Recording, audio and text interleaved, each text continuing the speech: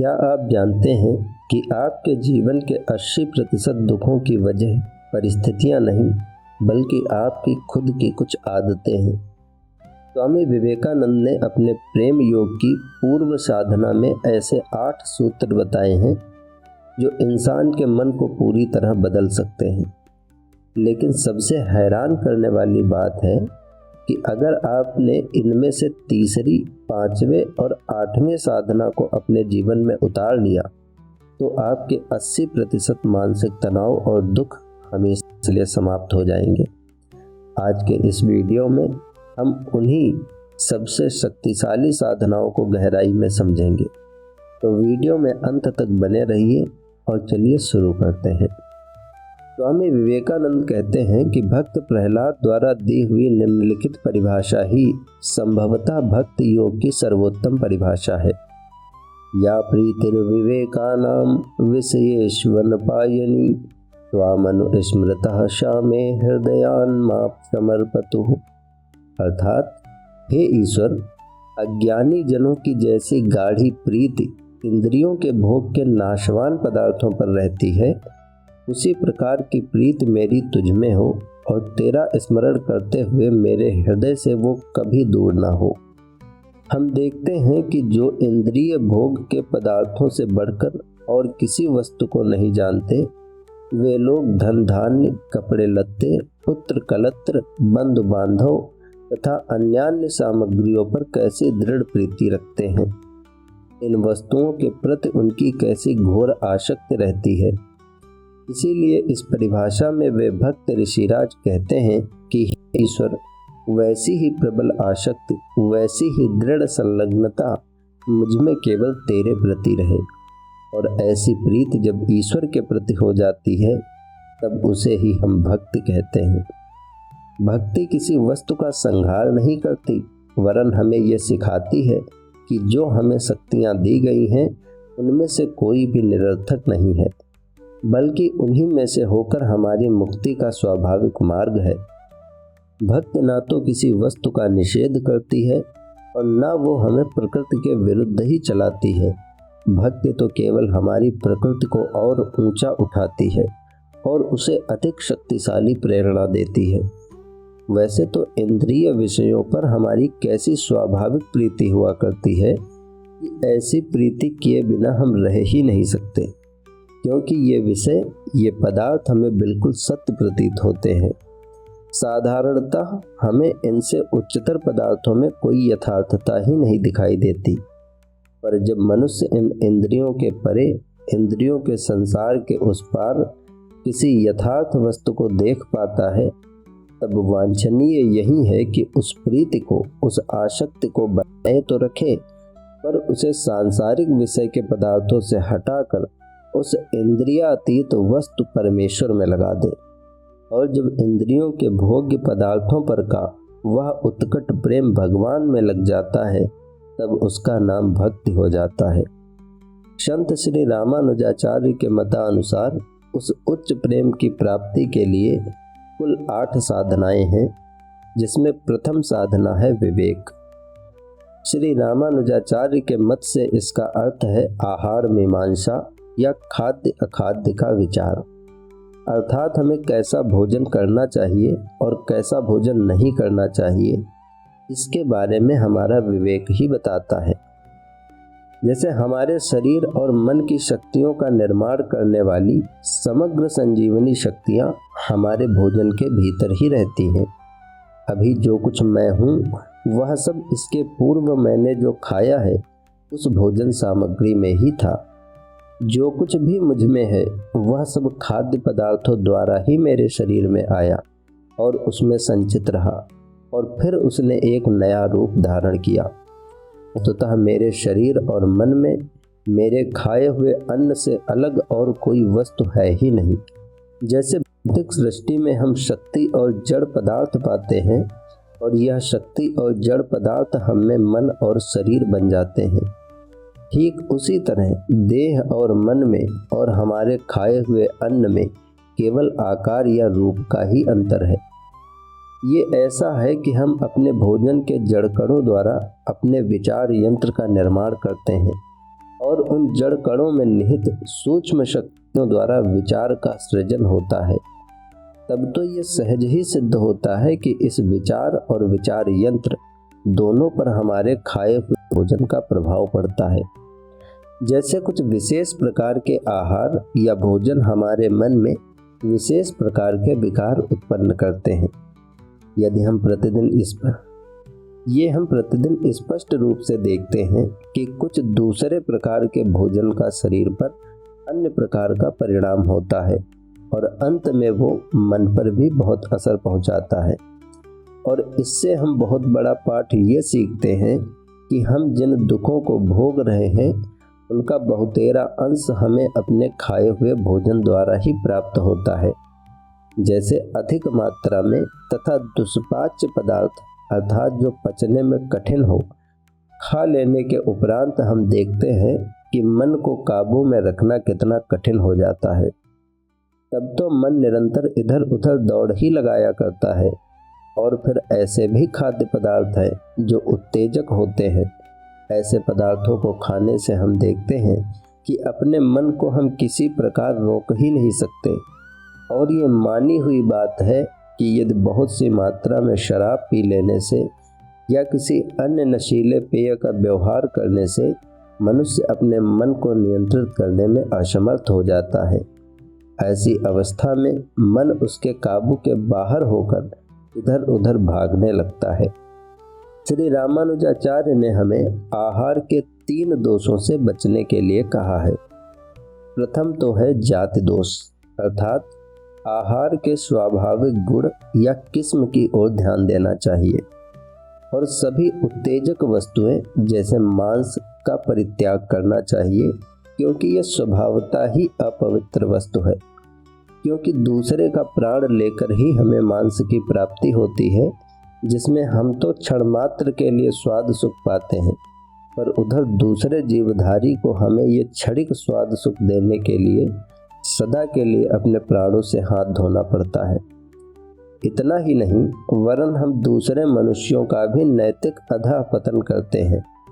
वैसे अच्छा तो ये होता कि प्रत्येक मांसाहारी मनुष्य स्वयं ही प्राणीवध करता, पर इसके बदले होता क्या है कि समाज अपने लिए यह प्राणीवध का कार्य मनुष्यों के एक विशेष वर्ग द्वारा कराता है, जिन्हें कसाई कहा जाता है। और विडंबना ये है कि उसी काम के कारण ही उस वर्ग के मनुष्य को वो घृणा की दृष्टि से भी देखता है। वैसे यहाँ का कानून तो मुझे नहीं मालूम, पर इंग्लैंड में कोई भी कसाई ज्यूरी में सदस्य बनकर न्याय प्रदान का कार्य नहीं कर सकता। इसके पीछे भाव ये है कि कसाई स्वभाव से ही निर्दयी होता है, पर भला उसको निर्दयी बनाया किसने? इसी समाज ने। क्योंकि यदि हम गोमांस और बकरी का मांस ना खाएं तो ये कसाई हो क्यों ही। वैसे भी मांस भक्षण का अधिकार उन्हीं मनुष्यों को है जो बहुत कठिन परिश्रम करते हैं और भक्त होना नहीं चाहते। पर यदि आप भक्त होना चाहते हैं तो आपको मांस का त्याग करना चाहिए। वैसे ही सभी उत्तेजक भोजन जैसे प्याज, लहसुन तथा अन्य सभी दुर्गंध युक्त पदार्थों का त्याग करना चाहिए। और कई दिनों का बना हुआ भोजन जो लगभग सड़ सा गया हो अथवा जिसके स्वाभाविक रस सूख गए हों या जिसमें दुर्गंध आ गई हो, ऐसे सभी खाद्य वस्तुओं का परित्याग करना आवश्यक है। भोजन के संबंध में दूसरा दोष है आश्रय दोष। आश्रय दोष का अर्थ है कि वह व्यक्ति जिसके पास से भोजन मिला। यह हिंदुओं का एक रहस्यमय सिद्धांत है। इसके पीछे का तर्क ये है कि प्रत्येक मनुष्य का अपना एक वातावरण या अपना एक ऑरा होता है, और जिस किसी वस्तु को वो छूता है उस वस्तु के साथ मानो उस मनुष्य की प्रकृति या उसके आचरण का कुछ अंश, कुछ प्रभाव रह जाता है। जैसे प्रत्येक मनुष्य के शरीर से सूक्ष्म परमाणु निकला करते हैं और उसी तरह उसके आचरण या भाव भी उनके बाहर निकलते रहते हैं, और जब कभी वह किसी वस्तु को छूता है तो उस वस्तु में वे जाकर लग जाते हैं। अतः हमें इस बात की सावधानी रखनी चाहिए कि पकाते समय हमारे भोजन को किसने स्पर्श किया है।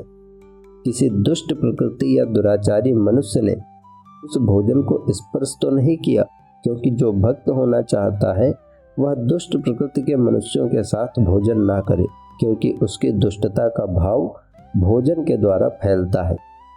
तीसरा दोष है निमित्त दोष, अर्थात मैल और धूल इत्यादि भोजन में ना हो। ऐसा ना हो कि बाजार से खाद्य पदार्थ ले आए और उन्हें बिना धोए ही थाली में खाने के लिए परोस दिया। उसमें संसार भर का कूड़ा करकट और धूल भरी हुई है। इसके अलावा मुख की लार, थूक इत्यादि वस्तुओं से हमें परहेज करना चाहिए। जब परमात्मा ने हमें चीज़ों को धोने के लिए यथेष्ट जल दे रखा है, तो हमारी ओठों को छूने की और थूक द्वारा हर एक चीज़ स्पर्श करने की आदत कैसी गंदी और भयानक है। जैसे आपने कुछ लोगों को नोट गिनते हुए या रुपए गिनते हुए थूक का इस्तेमाल करते हुए देखा होगा। हमें ऐसा नहीं करना चाहिए। म्यूकस मेम्ब्रेन अर्थात श्लेष्मिक झिल्ली हमारे शरीर का एक बड़ा नाजुक भाग है और इससे उत्पन्न लार इत्यादि के द्वारा अनिष्ट प्रभावों का संक्रमण हो जाना बहुत ही सहज है। अतः इसका स्पर्श दूषित ही नहीं बल्कि भयानक भी है। इसके अतिरिक्त किसी वस्तु का एक अंश यदि किसी दूसरे ने खाकर छोड़ दिया हो तो भी उसे नहीं खाना चाहिए। जैसे किसी ने एक सेब का टुकड़ा काटकर स्वयं खा लिया और शेष किसी दूसरे को दे दिया, तो ये भी आपको नहीं खाना है। आहार में इन वर्जित बातों का त्याग कर देने से आहार की शुद्धि होती है। आहार की शुद्धि से मनः शुद्धि और मनः शुद्धि से परमात्मा का सतत और निरंतर स्मरण होता है। दूसरे टीकाकार श्री शंकराचार्य ने आहार का जो अर्थ लगाया है, अब मैं वो आपको बताता हूँ। संस्कृत भाषा में आहार शब्द जिस धातु से बना है उसका अर्थ है एकत्र करना या ग्रहण करना। अतः आहार का अर्थ हुआ कि जो कुछ एकत्र किया गया या ग्रहण किया गया। श्री शंकराचार्य जी कहते हैं, जब आहार शुद्ध है तब मन शुद्ध रहता है। इसका ठीक अर्थ है कि हमें कुछ चीज़ों का वर्जन करना चाहिए ताकि हम इंद्रियों में आसक्त ना हो जाएं। जैसे ईश्वर के अतिरिक्त अन्य किसी भी वस्तु पर हमारी आसक्ति ना रहे। सब कुछ देखो, सब कुछ करो, सब कुछ छुओ, पर किसी वस्तु में आसक्त मत हो जाओ, क्योंकि ज्यों ही वो आसक्ति आई, ज्यों ही वो लगाव आया कि समझो मनुष्य अपने आप को खो बैठा, फिर वो अपना स्वामी नहीं रह जाता, उसी क्षण दास या गुलाम बन जाता है। जैसे यदि किसी स्त्री की दृढ़ आसक्ति किसी पुरुष से हुई तो वह स्त्री उस पुरुष की गुलाम बन जाती है या वह पुरुष उस स्त्री का गुलाम बन जाता है, पर गुलाम बनने में कोई लाभ नहीं है। किसी मनुष्य के गुलाम बनने की अपेक्षा और अधिक अच्छी बातें इस दुनिया में हैं। जैसे हर किसी को प्रेम करो, हर किसी की भलाई करो, पर किसी के गुलाम मत बनो, क्योंकि दास या गुलाम बनने से एक तो हमारा व्यक्तिगत अधः पतन होता है और दूसरे हम अत्यंत स्वार्थी बन जाते हैं और इस दोष के कारण हम अपनों को लाभ पहुंचाने के लिए परायों को हानि पहुंचाते हैं। संसार में अधिकांश दुष्कर्म व्यक्तिगत आसक्ति के कारण ही किए गए हैं। अतः केवल सत्कर्मों के प्रति आसक्ति के अतिरिक्त हमें उस प्रकार की सभी आसक्तियों का त्याग करना चाहिए और सबसे समान रूप से प्रेम करना चाहिए। फिर इंद्रिय भोग के किसी पदार्थ को पाने के लिए ईर्ष्या या द्वेष नहीं करना चाहिए, क्योंकि यह ईर्ष्या द्वेष ही सारे अनर्थों का मूल है और साथ ही अत्यंत दुर्दमनीय है। और उसके बाद है मोह या भ्रम। हम सदा एक वस्तु को दूसरी वस्तु समझ बैठते हैं और उसी भावना से कार्य करते हैं। फल ये होता है कि हम अपने ऊपर विपत्ति खींच लाते हैं, दुख खींच लाते हैं, क्योंकि हम अनिष्ट को इष्ट समझकर ग्रहण करते हैं। जैसे जो कुछ हमारे स्नायुओं या मस्तिष्क में क्षण भर के लिए गुदगुदी पैदा कर दे, उसे हम सर्वोत्तम वस्तु मान बैठते हैं। बाद में उससे हमें जब जोर से आघात पहुंचता है तब हमारी आंख खुलती है, पर तब तक तो बहुत विलंब हो चुका होता है। प्रतिदिन हम ऐसी ही भूल करते हैं और हम जीवन भर इसी भूल में पड़े रहते हैं। जब इंद्रियां घोर आसक्त के ईर्ष्या द्वेष रहित होकर मोह भय रहित होकर इस संसार में कार्य करती हैं, तब उस कार्य को शुद्ध आहार कहते हैं। यह शंकराचार्य जी का मत है। जब आहार शुद्ध रहे तभी मन पदार्थों को ग्रहण करने और उसके विषय में अशक्त और द्वेष भय से रहित होकर विचार करने में समर्थ हो सकता है। तब मन शुद्ध हो जाता है और ऐसे शुद्ध मन में ही ईश्वर की सतत स्मृति, अव्याहत स्मृति निरंतर जागृत रहती है। इससे प्रत्येक व्यक्ति के लिए ये सोचना स्वाभाविक है कि शंकराचार्य जी का अर्थ ही सब अर्थों में श्रेष्ठ है। परंतु फिर भी यहाँ पर मैं एक बात और कह देना चाहता हूँ, और वो ये है कि श्री रामानुजाचार्य के अर्थ की भी अवहेलना नहीं करनी चाहिए। जब तुम आहार सामग्री की सावधानी रखोगे तभी और बातें हो सकेंगी। यद्यपि यह सत्य है कि मन ही स्वामी है, पर फिर भी हम में से कितने लोग इंद्रियों के बंधन से मुक्त हैं। जड़ वस्तुओं से ही हम जकड़े हुए हैं, और जब तक हम पर जड़ वस्तुओं का बंधन है तब तक हमें जड़ वस्तुओं की सहायता भी लेनी पड़ेगी। उसके बाद हम शक्तिशाली बन जाएंगे, तब चाहे जो चीज खा सकते हैं। अतः हमें खाने पाने की चीजों के संबंध में श्री रामानुजाचार्य के आदर्श के अनुसार सावधानी रखनी चाहिए। साथ ही अपने मानसिक आहार के विषय में भी हमें सावधान रहना चाहिए। खाद्य पदार्थ के विषय में सतर्क रहना आसान है, पर मानसिक साधना भी उसके साथ चलती रहे, तभी क्रमशः हमारी आत्मा की, हमारी धार्मिक प्रवृत्ति की शक्ति उत्तरोत्तर बढ़ेगी और शारीरिक वृत्तियों का साम्राज्य या भौतिक प्रवृत्ति की प्रबलता शिथिल होती जाएगी। तब ऐसा समय आ जाएगा जब तुम्हें ये अनुभव होगा कि किसी भी प्रकार के भोजन से तुम्हारा अनिष्ट नहीं होता है। सबसे बड़ा डर ये है कि प्रत्येक मनुष्य यही चाहता है कि सर्वोच्च आदर्श तक कूद कर पहुँच जाऊं, पर यह ध्यान रहे कि कूदने का तरीका ठीक नहीं है। ऐसा करने से तो हम केवल गिरकर हाथ पैर ही तोड़ लेंगे। हम यहाँ बंधे हुए हैं और हमें धीरे धीरे अपने बंधन की जंजीर को तोड़ना है। इसी का नाम विवेक है। इसी को हम आहार मीमांसा भी कहते हैं। इसके बाद दूसरी साधना है विमोक। विमोक का अर्थ होता है स्वतंत्रता। जो ईश्वर से प्रेम करना चाहता है उसे अपनी उच्च अभिलाषाओं को त्याग करना चाहिए। ईश्वर को छोड़ अन्य किसी बात की कामना नहीं करनी चाहिए, और ये संसार परलोक के मार्ग में या परमार्थ प्राप्त में जहाँ तक सहायता करता है वहीं तक ठीक है, क्योंकि हम उच्चतर पदार्थों की प्राप्ति में जहाँ तक इंद्रिय विषय सहायता देते हैं वहीं तक वे उचित हैं। पर हम ये भूल जाते हैं कि संसार साध्य तत्व की प्राप्ति के लिए एक साधन मात्र है। वह स्वयं इष्ट वस्तु या अंतिम ध्येय नहीं है। और यदि यह संसार ही अंतिम ध्येय होता तो हम इस भौतिक शरीर में ही अमर रहते, हम कभी नहीं मरते।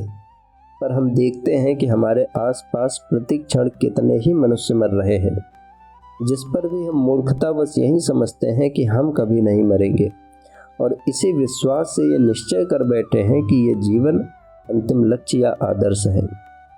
हम में से 99% मनुष्यों की यही अवस्था है। हमें इस भाव का एकदम त्याग कर देना चाहिए और हमें पूर्ण बनाने में जहाँ तक यह संसार सहायक हो सके वहीं तक वो ठीक है। पर ज्यों ही उससे हमें ऐसी सहायता प्राप्त होना बंद हो जाए त्यों ही वह अनर्थ है और निरा अनर्थ है। इसी तरह पति पत्नी, पुत्र कन्या, धन दौलत, रुपए पैसे, विद्वता या पांडित्य हमारे लिए तभी तक इष्ट है, तभी तक पवित्र है जब तक वे हमारी उन्नति के मार्ग में सहायक हैं, और जब उनसे ऐसी सहायता न मिले तब वे केवल अनिष्ट कारक रह जाते हैं। यदि पत्नी परमात्मा की ओर जाने में हमारी सहायक हो तो वह सुपत्नी है। यदि इसी तरह पति और संतति के संबंध में भी जानो, यदि धन के द्वारा हम दूसरों की भलाई कर सकते हैं तब तो वो काम की चीज है, अन्यथा वो धन अनर्थ का घर है, और जितने शीघ्र उससे तुम अपना विंड छुड़ा सको उतना ही अच्छा है। इसके बाद तीसरी साधना है अभ्यास। अभ्यास मन सदा परमात्मा की ओर ही जाए, इसका अभ्यास करना, क्योंकि अन्य किसी वस्तु को हमारे मन में प्रवेश करने का अधिकार नहीं है। इसलिए मन निरंतर ईश्वर का ही चिंतन करे। यद्यपि ये कठिन है, पर सतत अभ्यास से ऐसा हो सकता है।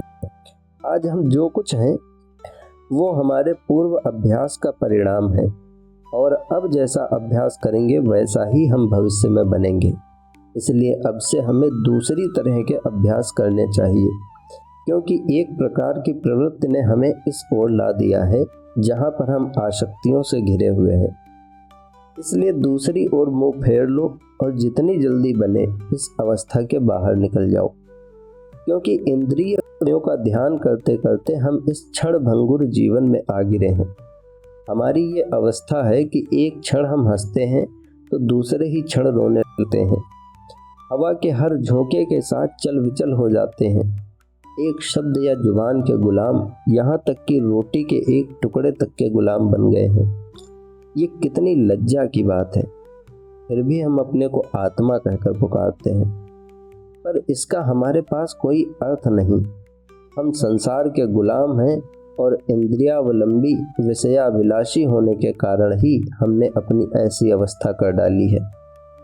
इसीलिए अब दूसरी दिशा को जाओ, हमारा मार्ग ग्रहण करो, ईश्वर का ध्यान करो, परमात्मा का चिंतन करो। अपने मन में किसी भौतिक या मानसिक सुख भोग का विचार मत लाओ, केवल परमात्मा की ही ओर अपने मन को लगाओ। जब मन किसी अन्य बात का विचार करने लगे तो उसे ऐसे जोर से घूंसा जमाओ कि मन वहां से लौट पड़े और ईश्वर चिंतन में प्रवृत्त हो जाए। जैसे तेल एक पात्र से दूसरे पात्र में डालते समय अविच्छिन्न धारा के रूप में गिरता है, जैसे दूर होता घंटा नाद कानों में एक लगातार धारा प्रवाह के रूप में आता है, उसी प्रकार मन भी एक अविच्छिन्न लगातार धारा प्रवाह में ईश्वर की ओर निरंतर दौड़ा करे। हमें इस अभ्यास का अवलंबन केवल मन के लिए ही नहीं करना चाहिए, वरन अपनी इंद्रियों को भी इस अभ्यास में लगाना चाहिए। कानों द्वारा व्यर्थ की बकवास न सुनकर हमें केवल ईश्वर की वार्ता सुननी चाहिए। जिह्वा द्वारा निरर्थक बातें न कहकर ईश्वर की ही चर्चा करनी चाहिए। फालतू किताबें न पढ़कर हमें केवल ऐसे सद्ग्रंथों का पाठ करना चाहिए जिनमें ईश्वर संबंधी विषयों का विवेचन हो। इस स्मरण का यह अभ्यास बनाए रखने के लिए हमें सबसे बढ़कर सहायता संभवतः गायन या संगीत द्वारा ही मिल सकती है। भक्ति के महान आचार्य नारद से भगवान कहते हैं, हे नारद, न मैं वैकुंठ में रहता हूँ, न योगियों के हृदय में ही, मैं तो वहीं रहता हूँ जहाँ भक्तगण मेरी स्तुति का गान करते हैं। मानव शरीर पर संगीत का इतना प्रबल प्रभाव पड़ता है कि यह क्षण भर में चित्त की एकाग्रता ला देता है। आप देखेंगे कि जड़, अज्ञानी और नीच और पशु प्रवृत्ति वाले मनुष्य जो अपने मन को क्षण भर के लिए भी स्थिर नहीं कर सकते, वे भी मनोहर संगीत का श्रवण करते ही तत्क्षण मुग्ध हो जाते हैं। सिंह, श्वान, बिल्ली, मोर, सर्प आदि पशुओं के भी मन संगीत के द्वारा मोहित हो जाते हैं। इसके बाद हमारी जो चौथी साधना है वो है क्रिया अर्थात कर्म। कर्म का अर्थ दूसरों की भलाई करना। ईश्वर का स्मरण स्वार्थी मनुष्य को नहीं रहता। हम जितना ही अपने से बाहर दृष्टि डालेंगे, जितना ही दूसरों का उपकार करेंगे, उतनी ही हमारे हृदय की शुद्धि होगी और उसमें परमात्मा का निवास होगा। हमारे शास्त्रों में 5 क्रियाओं का उल्लेख है जिन्हें पंचविध पूजा या पंच महायज्ञ कहते हैं, जिसमें प्रथम है स्वाध्याय। मनुष्य को प्रतिदिन कुछ पवित्र और शुभ अध्ययन करना चाहिए। दूसरा है देव यज्ञ, अर्थात ईश्वर, देवता या साधु संतों की उपासना करनी चाहिए। तीसरा है पितृ यज्ञ, अर्थात अपने पितरों के प्रति कर्तव्य को पूरा करना चाहिए। चौथा है मनुष्य यज्ञ, अर्थात मानव जाति के प्रति हमारा कर्तव्य, जैसे जब तक दीन या गृहहीन निराश्रितों के लिए घर न बनवा दे तब तक मनुष्य को स्वयं के घर में रहने का कोई अधिकार नहीं। और एक गृहस्थ का घर प्रत्येक दीन और दुखी के लिए सदा खुला रहना चाहिए, तभी वो सच्चा गृहस्थ है। यदि कोई गृहस्थ ये समझता है कि मैं और मेरी पत्नी ये ही 2 व्यक्ति संसार में हैं और केवल अपने और अपनी पत्नी के भोग के लिए ही वो घर बनाता है, तो वह ईश्वर का प्रेमी कदापि नहीं हो सकता। ये उसका अत्यंत स्वार्थी कार्य है, केवल अपनी उदर पूर्ति के लिए भोजन पकाने का किसी मनुष्य को अधिकार नहीं है। दूसरों को खिलाने के बाद जो बच जाए उसी को खाना चाहिए। और देखा जाए तो भारतवर्ष में ऐसी साधारण प्रथा है कि जब किसी ऋतु का फल जैसे आम, जामुन इत्यादि पहले पहले बाजार में जाता है तो कुछ फल खरीद कर पहले गरीबों को दे देते हैं और फिर स्वयं खाते हैं। और ऐसे व्यवहार से मनुष्य स्वयं निस्वार्थ बनेगा और अपनी पत्नी और बच्चों को भी उत्तम शिक्षा प्रदान करेगा। प्राचीन काल में हिंदू जाति के लोग पहली फसल के फलों को ईश्वर को अर्पण किया करते थे। अतः प्रत्येक पदार्थ का प्रथम भाग दीनों को देना चाहिए। अवशिष्ट भाग पर ही हमारा अधिकार है, क्योंकि दीन ही परमात्मा के रूप प्रतिनिधि है, दुखी ही ईश्वर का रूप है। और जो मनुष्य बिना दिए खाता है और ऐसे खाने में सुख मानता है वह पाप का भागी होता है। पांचवी साधना है भूत यज्ञ। मनुष्य की अपेक्षा नीची योनि वाले प्राणियों के प्रति हमारा कर्तव्य ये मानना कि समस्त जीवधारी मनुष्य के लिए ही बनाए गए हैं तथा इन प्राणियों की हत्या करके मनुष्य अपनी इच्छा के अनुसार इनका उपयोग कर सकता है, निरी पैशाचिक भावना है। ये शैतान का शास्त्र है, भगवान का नहीं। क्योंकि शरीर के किसी अंग का अमुक भाग हिलता है या नहीं, ये देखने के लिए जीवधारी को उठाकर काट डालना एक कैसा घृणित कार्य है। विचारो तो सही एक बार। मुझे खुशी है कि हिंदू लोग ऐसी बातें गवारा नहीं कर सकते, चाहे उन्हें अपने शासक विदेशी सरकार से इसके लिए कैसा भी प्रोत्साहन क्यों ना मिले। हम जो अन्न खाते हैं उसके एक अंश पर अन्य जीवधारियों का भी अधिकार है, उन्हें भी प्रतिदिन खिलाना चाहिए। यहाँ प्रत्येक नगर में दीन, लंगड़े, अंधे, घोड़े, बिल्ली, कुत्ते, गाय, बैल इत्यादि पशुओं के अस्पताल होने चाहिए और वहाँ इन्हें खिलाया जाए तथा इनकी देखभाल की जाए। इसके बाद छठी साधना है कल्याण या पवित्रता, जिसके अंतर्गत कई बातें हैं। प्रथम सत्य या सत्यता। जो सत्यनिष्ठ है, सत्य रूपी ईश्वर उनके समीप आता है, इसलिए हमारे विचार, वाणी और कार्य सभी पूर्ण रूप से सत्य होने चाहिए। फिर सातवीं साधना है आर्जव। आर्जव का अर्थ होता है निष्कपट भाव या सरलता। इस शब्द का अर्थ है सादगी या हृदय में कुटिलता या टेढ़ापन ना होना। हृदय आन मुख आन, यानी कि हृदय में कुछ और मुख पर कुछ का व्यवहार न होना। यदि कुछ कड़ा या अप्रिय भी होना पड़े तो भी सीधे चलना चाहिए, टेढ़ापन काम में नहीं लाना चाहिए। दया अर्थात करुणा, सहानुभूति, अहिंसा, मनसा वाचा कर्मणा, यानी कि मन, वाणी और कर्म से किसी को हानि नहीं पहुंचाना। और दान, दान से बढ़कर और कोई धर्म नहीं है। सबसे नीच मनुष्य वह है जिसका हाथ सदा अपनी ओर रहता है और जो अपने ही लिए सब पदार्थों को लेने में लगा रहता है। और सबसे उत्तम पुरुष वह है जिसका हाथ बाहर की ओर रहता है तथा दूसरों को दान देने में लगा है। हाथ इसीलिए बनाए गए हैं कि सदा दान देते रहो। तुम स्वयं भूखे रहकर भी अपने पास की रोटी का अंतिम टुकड़ा, अन्न का अंतिम ग्रास तक दूसरों को दे डालो। यदि दूसरे को देकर तुम्हारी भूख से मृत्यु भी हो जाए तो क्षण भर में ही तुम मुक्त हो जाओगे। तत्क्षण तुम पूर्ण हो जाओगे, उसी क्षण तुम ईश्वर के हो जाओगे। जिन मनुष्यों के बाल बच्चे हैं वे तो बद्ध ही हैं, वे दान नहीं कर सकते। वे बाल बच्चों का सुख भोगना चाहते हैं, अतः उन्हें उसका मूल्य चुकाना ही पड़ेगा। क्या संसार में पर्याप्त बाल बच्चे नहीं हैं? कैसी स्वार्थ बुद्धि है कि मेरे भी एक बच्चा हो। इसके बाद हमारी आठवीं साधना है अनवसाद, जिसका अर्थ है हताश न होना या निराश न होना, अर्थात चित्त की प्रसन्नता। अतः उदास रहना कदापि धर्म नहीं है, चाहे वह और कुछ भले ही हो। प्रफुल्ल चित्त तथा हर्ष रहने से तुम ईश्वर के समीप पहुंच जाओगे। प्रार्थना की अपेक्षा प्रसन्नता के द्वारा हम ईश्वर के अधिक निकट पहुंच सकते हैं।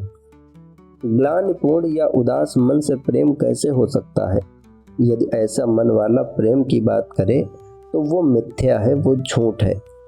वे तो दूसरों को कष्ट देना चाहते हैं। धर्मांधों या कट्टरपंथियों की ही बात सोचिए।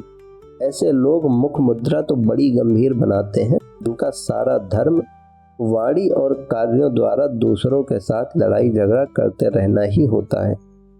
उनके कार्यों का पिछला इतिहास देखिए और सोचिए कि यदि उन्हें स्वतंत्रता दी जाए तो अभी वे क्या कर डालेंगे। अगर सारे संसार को यदि खून की नदी में डुबा देने से उन्हें कोई अधिकार प्राप्त होता तो वे कल ही ऐसा कर डालेंगे, क्योंकि तिमिराच्छन्न अवसाद ही अर्थात अंधेरे से घिरा दुख ही उनका ईश्वर है।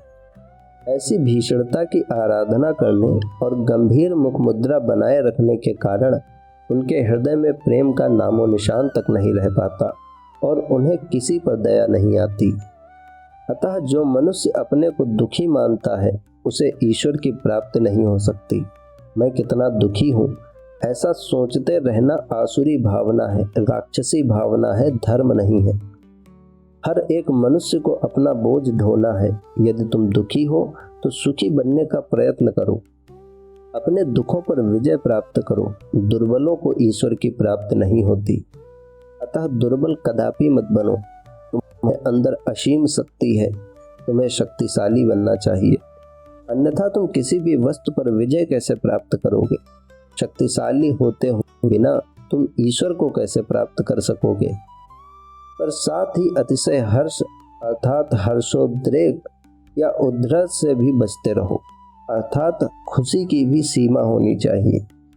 अत्यंत हर्ष की अवस्था में भी मन शांत नहीं रह पाता, मन में चंचलता आ जाती है और अति हर्ष के बाद सदा दुख ही आता है। हंसी और आंसू का घनिष्ठ संबंध है। मनुष्य बहुधा एक छोर से दूसरे छोर की ओर दौड़ पड़ता है। चित्त सदा प्रसन्न रहे पर शांत हो। उसे अतिशयता की ओर कदापि भागने नहीं देना चाहिए, क्योंकि प्रत्येक अतिशयता का परिणाम उल्टा ही होता है। और ये ही हैं रामानुजाचार्य के मतानुसार भक्ति की साधनाएं, जिनको अगर आप जीवन में धारण करेंगे तो आप ज़्यादा सुखी, समृद्ध और शांत जीवन व्यतीत कर पाएंगे। धन्यवाद।